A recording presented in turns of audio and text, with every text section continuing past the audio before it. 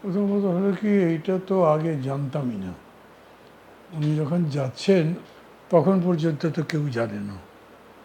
যাবার পরে ওনার প্রেস সেক্রেটারিকে জিজ্ঞেস করা, তিনি বলেছেন আমরা এরকম কোনো খবর জানি না। তারপরে হয়ে গেল। ফলে এই বৈঠকটার সেটিংয়ের ব্যাপারেই কিছু চিন্তাভাবনা থাকে।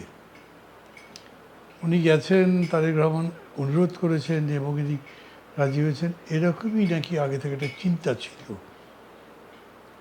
বলতে পারবো না।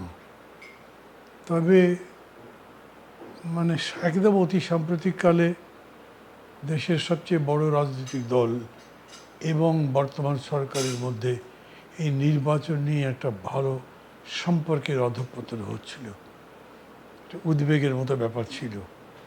নির্বাচনের তারিখ নিয়ে এখনো পর্যন্ত পরস্পরের ভিন্নতা আছে।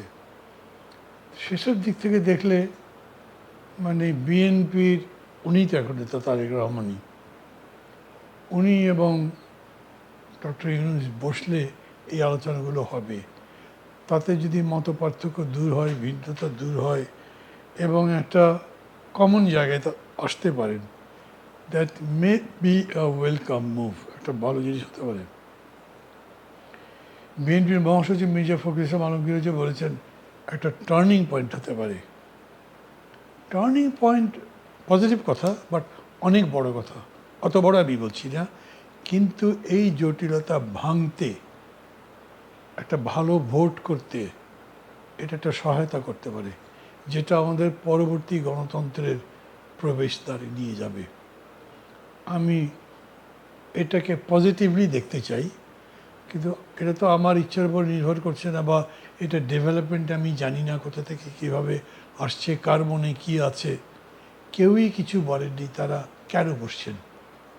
মানে যদ্দূর মতো খবর আসছে দেখা হবে, কথা হবে, কিন্তু কী নিয়ে কথা হবে আমরা ধরে নিচ্ছি রাজনীতিতে কথা হবে, যেহেতু সামনে নির্বাচন এবং একজন প্রধান উপদেষ্টা আরেকজনটা দলের প্রধান। আমি আশা করতে চাই যে ভালো কিছু হবে।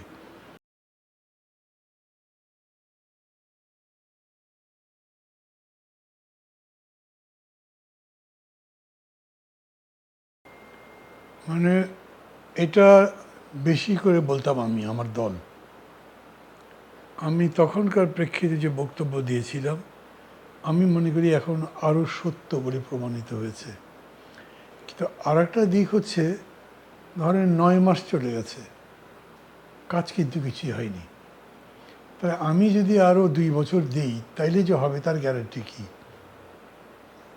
মানে আমি তো মনে করি এই 9 মাসে একটা সংস্কারও হয়নি। মানে বলবার মতো এই ব্যাপারটা সংস্কার হলো, এরকম হয়নি।